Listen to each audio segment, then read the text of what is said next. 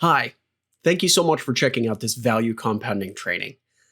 Grab a notepad, stick around. I am going to break down the number one most powerful strategy to a long-lasting, meaningful film career. And I do not say that lightly. I've done this presentation a number of times for hundreds of people at this point, and I've got constant feedback that it's one of the most valuable presentations they've seen. And guess what? It's free. You're smart enough to be here, to have signed up, to show up for something like this. And so now grab a notepad, block out a little bit of time, and reap the benefits. Apply this stuff to your career as soon as possible. I don't want to waste any time, so I'm just going to jump right in. My name is Aaron J. Rome. I go by AJ. Hi, nice to meet you. I've been in the industry since 2005. I moved to LA super young, and I had no connections, no money, no contacts, no film school, nothing, and had to claw my way to where I am now. And maybe that's a similar story to you. Maybe you know how I feel, or maybe you're just getting started, or maybe you're deep into this industry and you're just looking for unique ways to maybe add a little bit more value or do something that just fulfills you. I mean, that's what this industry is all about, or that's what this job, that's why we got into it, right? Was just to feel fulfilled, tell the stories that we want to tell. And likely you've probably felt like it's this big confusing thing and it's hard to wrap your mind around and figure out who to listen to and what answers are correct. And so I hope to answer a lot of those questions for you today. In the last 20 years of my career, I've spent a lot of time in front of the camera as an actor. This is me with Will Ferrell. This is me with the late Chadwick Boseman. Amazing guy. This is a little stint I had on the Vampire Diaries. I was in a miniseries with Emile Hirsch and Holiday Granger called Bonnie and Clyde. You can probably still find that on Netflix. A bunch of stuff in the middle. This is the most recent thing that's come out. This is Love and Death for HBO. I got to work with all these incredible actors for 8 months on a 5-episode guest star. So this is incredible. This is the outward facing stuff. This is the stuff that, I can show people and it looks super impressive. And I think it's very easy for other people to look into my life and say, well, you've had such amazing experiences. You must feel so fulfilled. And honestly, those jobs over the last 20 years have been a couple days or a couple weeks at a time. Love and Death, I was very lucky, I had for a couple of months, but that's overall like 4 or 5% of the time that I've spent in the industry. And so there's all this downtime where you just search for meaning. And as an artist, you probably feel the same way. And so it's very easy to just float around on the winds like a leaf and go wherever it blows you. And that's a really easy way and risky way to end up in places that you never intended, that you don't want to be, getting stuck on a hamster wheel of work that you didn't anticipate and really feeling unfulfilled. So let's talk about the stuff that I did, that I've done that has been really fulfilling and kind of breadcrumbing what we're going to be talking about. So I also have worked behind the camera just as long as I've worked in front of the camera. My first feature film that I solo wrote and directed debuted at the Chinese Theater in Hollywood, and then took me to Madrid, where I won the Best Director award. Then I created a little web series that competed at the Emmys in 2019, I want to say. Got a couple actresses, the ones on the far left side of the screen, on the Emmy nominations ballot opposite Rosamund Pike and Anya Taylor-Joy. And so that was a really cool experience. I'm going to get into that later. I want you to stay till the end. This, like I said, this is going to be packed with value, but just as a little reward for staying, listening to this whole thing, I want to give you an additional reward and just more value in the form of this ebook. So hang out.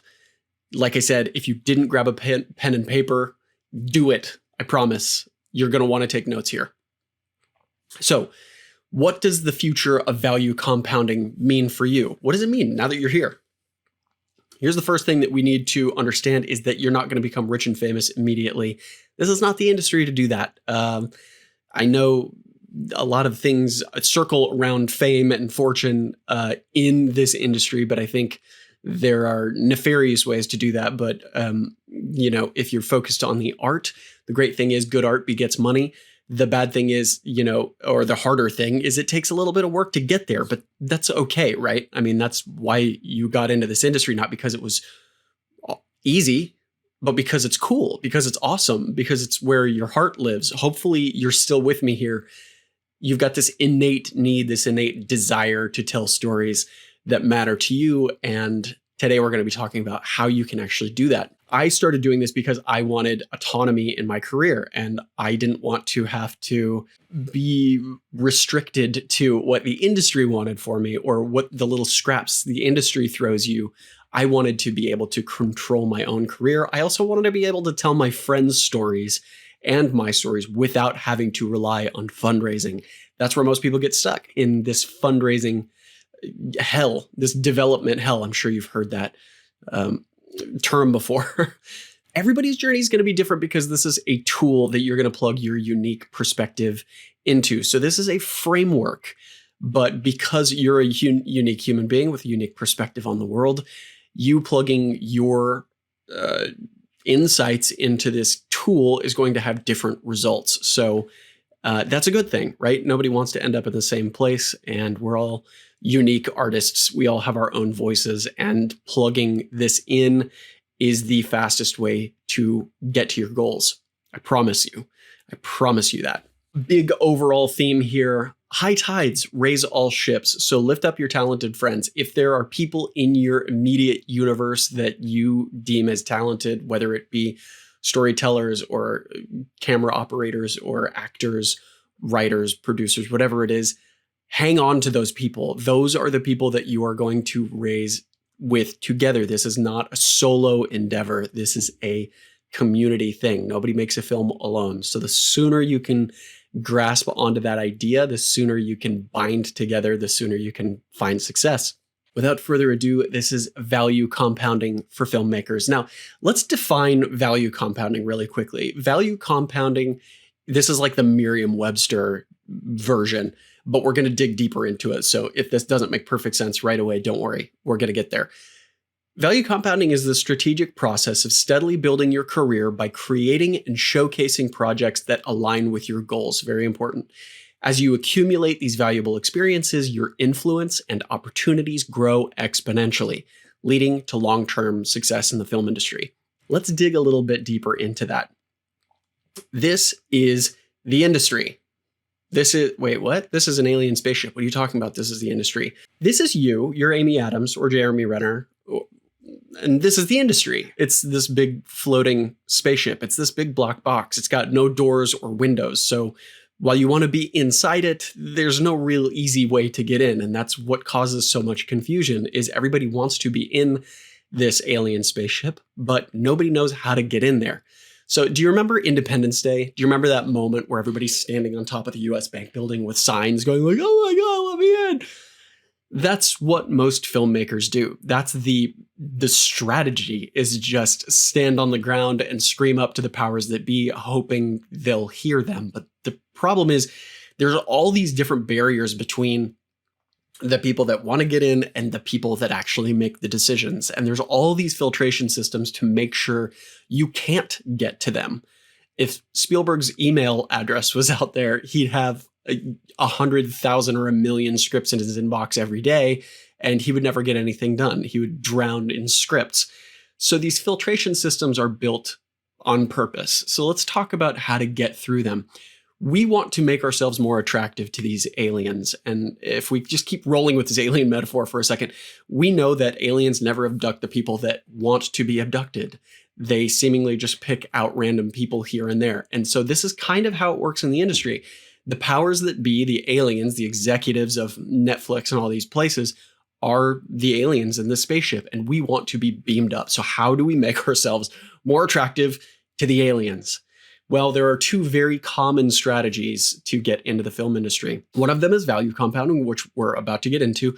And the other one is this, you get a little bit of training. Maybe you're an actor and you go out there and you start doing background work, and then you start getting auditions and you try and like climb your way up. with, varying degrees of success. And then, maybe if you're a director, you think, well, I've just got to make like a bunch of little short films and then maybe the point is there's no real strategy there. It's just sort of asking the sky for rain. It's like looking up to the heavens and just saying, please give me this thing that I want. But it's something we have no control over. And so it's a really risky way to approach a meaningful career. And it's what leads to a lot of burnout and a lot of really talented people getting lost in the mess and eventually giving up. So we want to avoid that. But yeah, these are the question marks above our heads. So how do we get in there? Well, the strategy is value compounding. This has worked for so many people. So value compounding, who's this been used by? Well, it's been used by Phoebe Waller-Bridge. Maybe you've heard of her. She is an actress and a writer and a producer. She wrote a one-woman show that went to Edinburgh Fringe Festival, and she got discovered there, and that turned into 2 television shows, and then it turned into her rewriting the most recent James Bond movie, and then starring in the newest Indiana Jones opposite Harrison Ford. Pretty meteoric rise, if you ask me. This is Britt Marling. She came into Hollywood. It's kind of same thing as me. She ended up booking a lot of the horror movie roles that go to, as she said, the dumb blonde roles. Which wasn't really satisfying for her, wasn't rewarding. So she left. She wrote a couple of films. They both got into Sundance in the same year. We'll get deeper into this later. And then she ended up developing a smash hit for Netflix. Wild. These are the Daniels. Maybe you've heard of them. They just won like all the Academy Awards, which is insane. They did that. Their start was just making these little weird, quirky things and kind of putting them on the internet, little short films. This is Ava DuVernay. She didn't hold a camera until she was 32. She didn't go to film school. She really had no ambition or desire to be in the film industry. And then very, very shortly, she became the first Black female director to helm a $100 million film. So that's a pretty impressive thing. These are all variations of value compounding, by the way. This is Justin Chon. You might recognize him from the Twilight movies. He was kind of the angsty best friend in that, and he was feeling pretty unfulfilled in roles like that. So he set off to do something different. He made a couple of films, got into a bunch of big festivals, and now he's an internationally recognized writer, director, actor, and producer. If you're catching a theme here, this is Greta Gerwig. She just became the first female solo director to break $1 billion with a B at the box office. How did that start? Well, she started, she actually submitted for a bunch of MFA writing programs and got denied. Crazy, I know, but she didn't give up. She just morphed into an actor for a little while and started doing little mumblecore movies for like $3,000 on the weekends with her friends. And then one thing led to another and value compounded. And here she is as one of the most influential directors on the planet. So how did this happen? I know it's very, very crazy. Let's get into the secrets. This is how to get the industry to contact you. So this was something that all of these filmmakers we just talked about and a million other ones recognized and took a little bit of control. There's the catch-22 in Hollywood. It's all over the place. It's rampant. It's like a bad disease. It's this idea that you want to work, you want a specific job, you want to be working in a specific way, but you can't get that job until you've done that job. So it's this revolving door of I want that work, but I can't get that work because I haven't done that work. So how do you get past the catch-22? This happens everywhere, and it happens at all levels. There are 2 schools of thought on this. The first one is the ladder. You've probably heard this. Basically, this concept is starting from the bottom and trying to work your way up. So like I was saying before, if you're an actor, maybe this is doing background work and hoping that second AD sees you in the crowd and says, hey, come do some lines next to, Will Smith. And then your career's made. It doesn't work that way. Even if you do get lines, you still have to go audition like everybody else for every other role. It doesn't work that way. On the production side, that might be being a PA and trying to work your way through the various departments and try and get your way to the top. The problem with this is that you're always answering to somebody above you. So it's really hard to develop authority when you're always a subservient to somebody. So how do we get around this stuff? Also, these can both work. I'm not suggesting that you don't climb the ladder. I'm saying that you use value compounding in tandem. So anytime you're not on set doing whatever your ladder exercises might be, start value compounding. So the problem with trying to climb through all the various departments is it's a really easy way to start saying yes to types of work that will lead you far away from your goals. And then you end up on this hamster wheel of needing your next paycheck. So you're saying yes to the next production, which might be a couple months out, and that's going to rob days or months or weeks or years of your time. And you don't get that time back. If you have a specific goal you're after, ending up in these niches it can be dangerous. It can be soul sucking. And I've had a lot of friends that aspired to be long form storytellers in narrative scripted TV or film that ended up in these reality TV pits like Indiana Jones with lots of spikes sticking out of the mud at the bottom, and they can't get out. So the ladder doesn't work. The ladder just doesn't work. School of thought number 2 is film school. The problem with film school that I've heard from everybody that I've known who's gone to film school is you get connections with people, you get attached to people, but mostly you learn film theory and you learn about film history, but you actually leave with very little practical knowledge of how to make a film. You definitely don't leave with a good idea of how to tell your story. You end up trying to raise hundreds of thousands of dollars to make your first film, which is the most dangerous thing a filmmaker can do. You have one shot to go after your rich friends and family and ask people for money. And so going and blowing that opportunity right away is just the worst thing you can do. You've got to go out there. You've got to make mistakes. You've got to fail a couple of times before asking your friends and family for money. You also spend hundreds of thousands of dollars, at least tens of thousands of dollars, to end up with very little hands-on practical experience. There are very few schools that have any kind of placement programs. So for the most part, film school just doesn't work. But Quentin Tarantino has a very interesting thought process on film school. He said trying to make a feature film yourself with no money is the best film school you can do. Notice, he's not talking to actors. He's not saying writers. He's not saying directors. He's just saying making a feature film with no money is the best film school you can do. Keep this in mind. Keep this at the top of your mind. So, traditional film school, no go.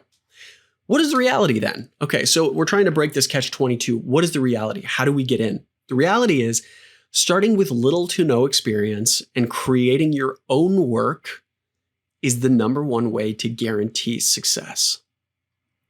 How counterintuitive does that sound? Starting with little to no experience and creating your own work is the number one way to guarantee success. So just to prove that, this is a shortcut that has been used. This is a shortcut, a backdoor into the industry that has been used by all of these wonderful, wonderful filmmakers. Who does this work for? Well, this works for actors. This works really well for actors. As an actor, if you're represented, if you have an agent, you've most likely heard them say, I do 10% of the work. This is the agent. You do 90% of the work. So you get headshots, you get training, you do maybe some really expensive casting director workshops to try and get in front of the right people. And then you audition yourself to death. And maybe you get a couple roles here or there, but it's by far, you're not doing the fulfilling work that you set out to do. You're trying to cram yourself in this tiny little box of these auditions that are roles that maybe you don't even fit for, but you're hell-bent on getting them because by God, you just want to work. I get that.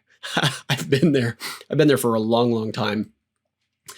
So what else do we do? Well, we can create our own projects. You can create your own dream roles.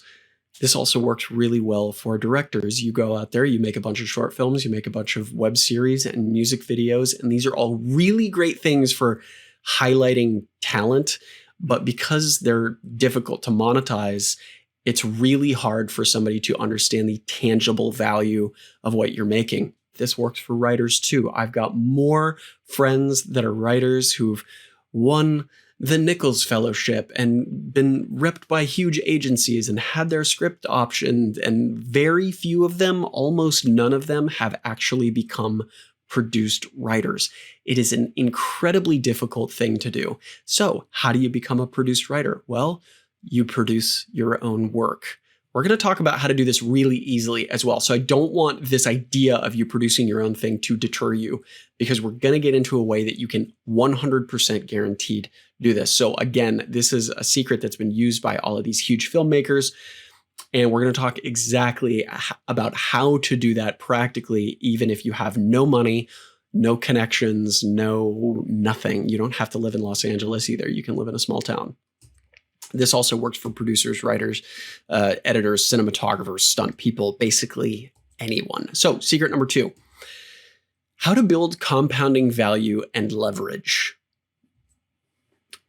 There are very common theories about the idea of creating. This turns people off to the idea of creating because they come up against this wall that creating is expensive, or creating is time consuming, or creating is impossible without connections. I want to break all 3 of these down because they're very harmful thought patterns. And the sooner you can break them, the sooner you can get over that hurdle, the sooner you can start making actual progress in your career. So let's break them down. Creating is expensive. Maybe you've heard of this film, The Blair Witch Project.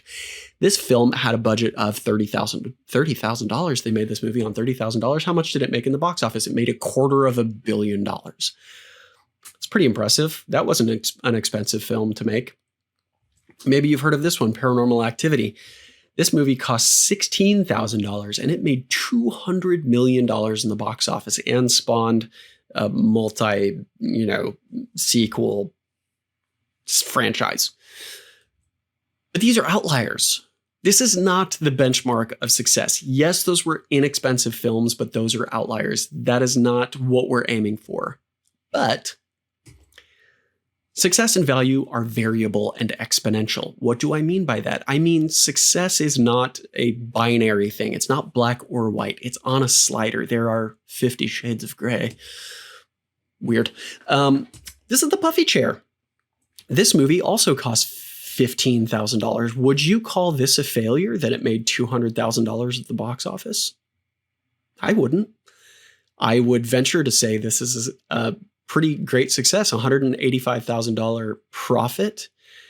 But here's the thing. We don't look at these individual projects as our key to the industry. We don't look at them as, I need to make one thing that makes me successful. What this movie did for the Duplass brothers was it started their production company that now has over 122 credits and deals with Netflix and HBO, where they get to work with whatever actors on whatever they want to, whenever they want to. It is one of the biggest indie empires in the US now, and this all spawned from this tiny little $15,000 movie. That's pretty impressive. I would call that successful. This is Greta Gerwig's first movie. It also cost $15,000. It was called Nights and Weekends. She co-directed it with Joe Swanberg down on the right, who is a master value compounder, by the way. Maybe I'll do a separate training on Joe by himself. When he figured out the power of value compounding, he went from making 1 film a year to making 7 films in 1 year. Pretty freaking impressive. But this movie this only made $5,000 in the box office. Why would I show you that? That's not a success. Yes, it is. She got into South by. She got into Stockholm and London. She got into film festivals that the big trades talk about. This film put her name out there to the powers that be. This instantly put her on the map. Didn't matter how much the movie made. We need to stop thinking of value as a number. There are so many more levels of value that come out of these movies. So this is where we're talking about value compounding. We're not just compounding the number value, the monetary value of the projects that we create, but we're talking about the relationships that we gain from them and how they exponentially increase in value over time, how they compound in value over time. Maybe you think $15,000 is expensive, $30,000. It is. That's a hard amount of money to raise, and I don't even think you should do that. I didn't think I should do that. So this was my first feature film that I co-wrote and directed with my wife. It cost us $1,000. That's it. $1,000. So what do all these projects have in common? Why am I giving you these projects that maybe you've heard of and maybe you haven't? Well, first, they all involved using something called 80-20 filmmaking. So if you're familiar with Pareto's principle or the 80-20 principle, it's the idea, and this is replicable in every industry in all kinds of statistics, it's the idea that 80% of the value come from only 20% of the effort. So if we apply this to filmmaking, we strip out all of the things that make filmmaking expensive or hard and only focus on the few things that matter, you can make an entire feature film that sits on a shelf, a digital shelf these days, next to other big movies. So therefore, you can create this asset that has all the same value as a big movie using only 20% of the effort. All of these movies had the same used 80-20 filmmaking that I'm talking about. The other thing they had in common was these were all feature films. Why? Why are they feature films? What is the point of making a feature film? Well, a feature film holds a perceived and understood value throughout the film industry. It's literally named the film industry. Films are bought and sold. It is the market. There are markets all over the world that buy and sell feature films that a short film, a web series, music videos just do not have. So as soon as you can cross into this threshold of feature filmmakers, the more perceived value you can pull from each one of these compounded assets. It's the gold standard. It's the gold standard of what the film industry is built on, is feature films. It's what the film festivals focus on. It's what the Oscars focus on. It's the most prestigious thing you can do. So why not make a feature film? It is not as hard as you think it is. I'm going to keep breaking this down. So don't run away. If this is scaring you away, if you're terrified of making something and taking this on, I'm not telling you should do it by yourself. Again, this is a collaborative industry. I'm going to make this as easy for you as possible. Here's the other benefit of making a feature film is that you learn the inextricable skills that cannot be removed from you. Even if you had to start from scratch tomorrow, if you've told a long form story, you have the inextricable skills that are transferable to any other media. What do I mean by that? I mean, as soon as you understand how to tell a long form story, you can use this in any kind of storytelling. You can use it for podcasts or plays or one woman shows or novels or TV series, whatever it is. So you learn a valuable skill that can make you money over time, over and over again. So the faster you can learn how to make a feature film, the more value you can get from that skill set over time. Creating does not have to be expensive. Let's go on to the next one. Creating is time consuming. It does not have to be time consuming. Yes, there are many examples of auteurs out there making films for decades. This is not what I'm telling you. Go Crazy, Go Mads, we spent $1,000. We shot the whole movie in 5 days. This is an average of 20 pages per day, and we didn't have a day over 10 hours, and everybody still had smiles on their faces. This is because we used 80-20 filmmaking to pull this off. This film was not a huge box office success. God, what a tongue twister. It actually only made a couple $100. So yes, we lost money on this project, but that's not why we made it. We made it for a few reasons. We wanted to prove to ourselves and the powers that be that we could tell long form stories. Once you do it once, you can do it again. Once you understand the issues, the problems, the mistakes that you run into on the first one, those are all things you're not going to make on the second one. So the more you make these things, the easier they get and the better they get. So we also developed really crucial relationships from this project. So remember how success and value are variable and exponential. Let's talk about some of the other value we got from this film. I have a friend that I just thought was immensely talented. I met him in acting class and I could tell that he had star qualities. And so I asked him to be in my film. His name is Octavio Pisano. He is now the star of Law & Order SVU.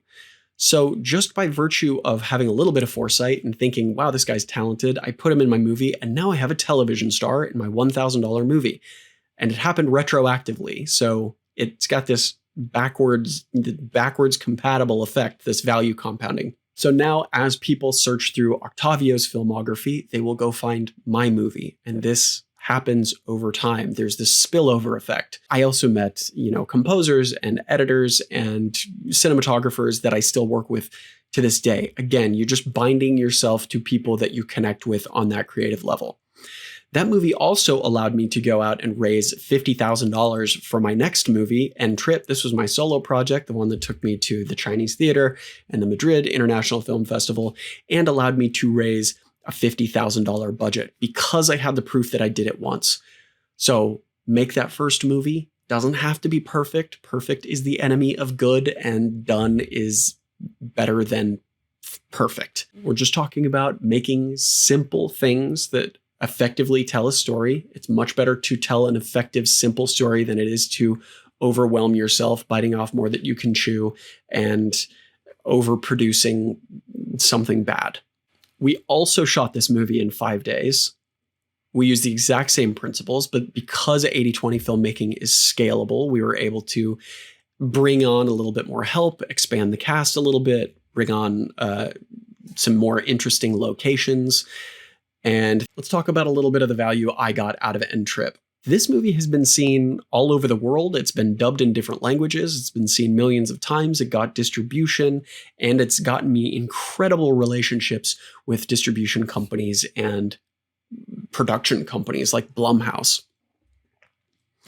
So, creating is time consuming. Neither of these projects took long.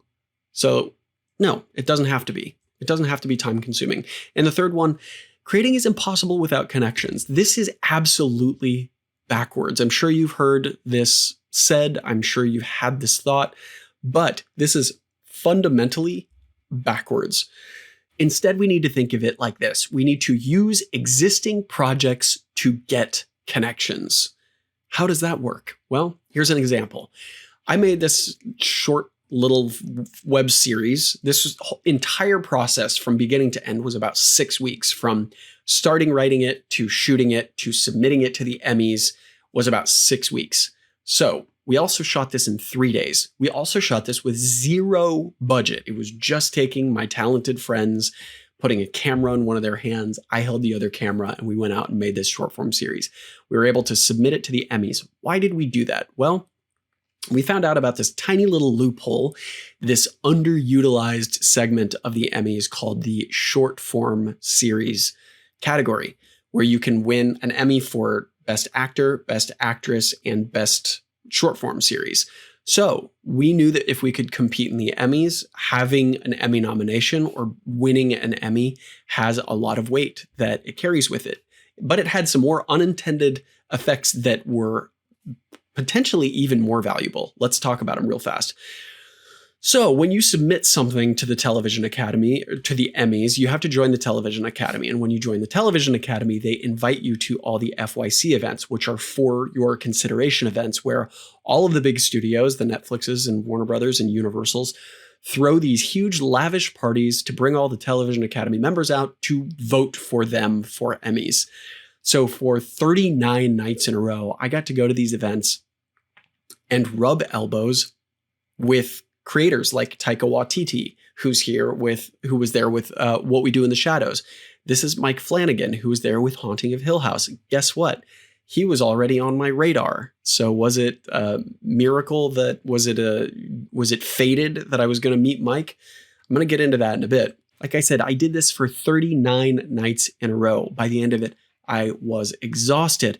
But what it allowed me to do was approach these creators of these huge projects. Another one was Charlie Brooker, who created and writes every single episode of Black Mirror, who was a huge inspiration for me for End Trip.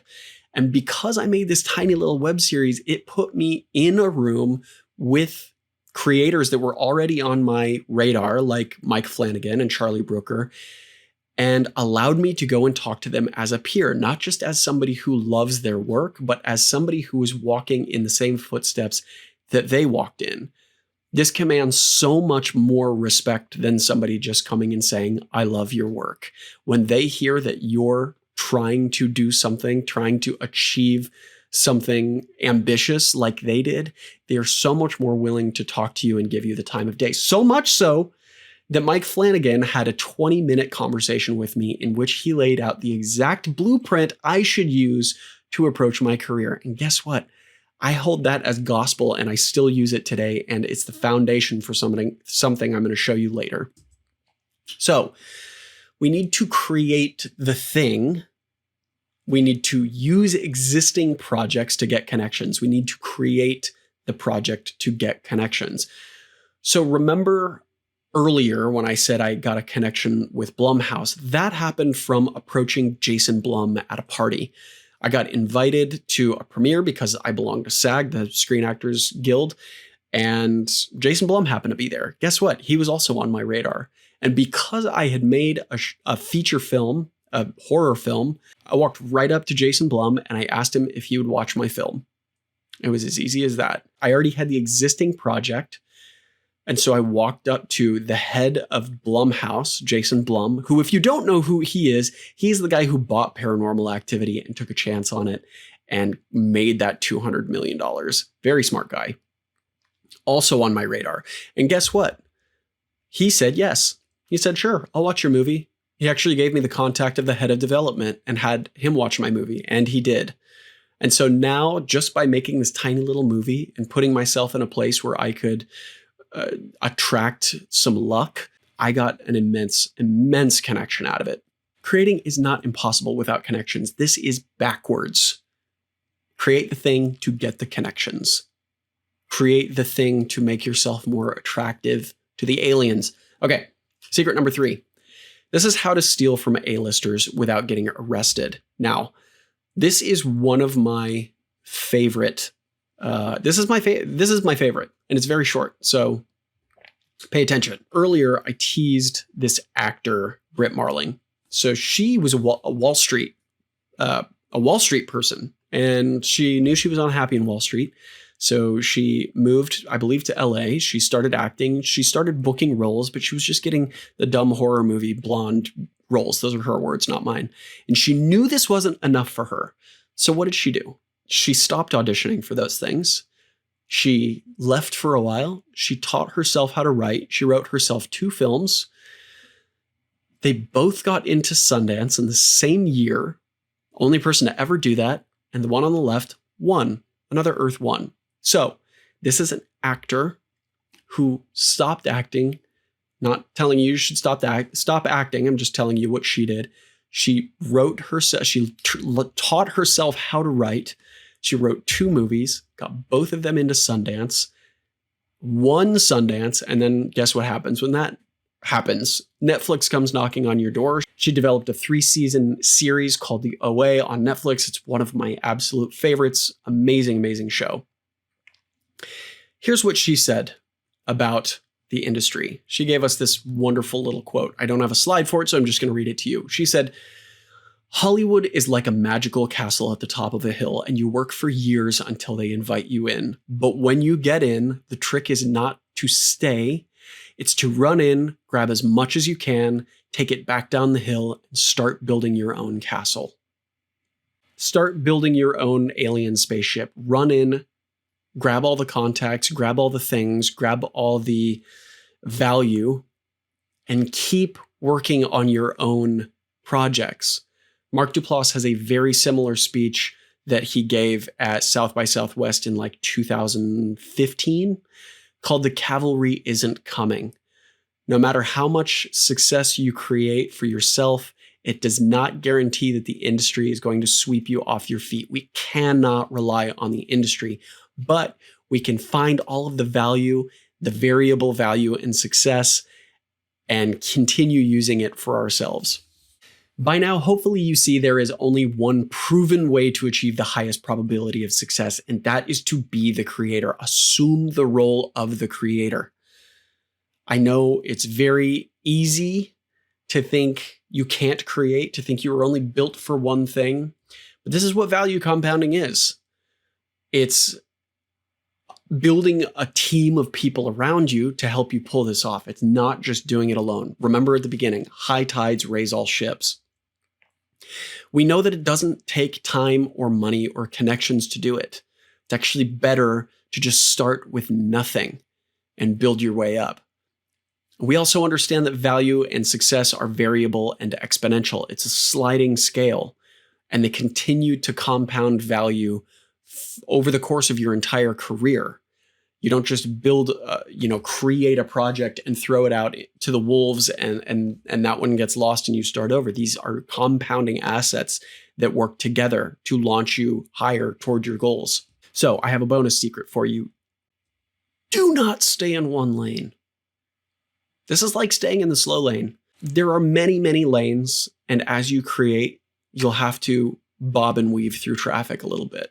But it is the fastest way to your goals. Why do you think the Brad Pitts and the Tom Cruises and the Margot Robbies and the Jessica Chastains of the world have all created their own production companies? Because they don't want to rely on the industry either. They want to have control of their own career. There's a great, great reason that most actors start their own production companies. This is how we all should think. It's the only way to control the thing we want to do. So do not stay in one lane. I know it's so easy to just think, I'm an actor, I can't write, or I never wanted to direct, or I'm just a blank, I can't blank. But these are limiting beliefs. They're holding you back from achieving your ultimate potential. As soon as you can assume the role of the filmmaker, you can actually start moving toward your goals. It's creating projects that align with your goals. This is a huge, huge part of value compounding. It's the key critical thing that you have to do first before you undertake any of this, is just understand who you are and the stories that you want to tell. What's meaningful to you? For everything you learn how to say no to, it opens up an opportunity to say yes to something that does matter to you. And it's so easy to get distracted in this industry. But the sooner you can start doing things for yourself, the sooner you can increase the surface area of luck. Have you heard this? You can't choose to find luck, but you can increase the surface area of luck. You can make the bullseye bigger. Was it random that I ran into Mike Flanagan and Charlie Brooker and Jason Blum? Absolutely. It was kind of random. But had I not already made the project that would allow me to interact with them in a meaningful way, it would have been for nothing. So create the project, increase the surface area of luck, create these value compounding assets, and take control of your own career. You don't have to do it by yourself, but you can't rely on the industry for your success.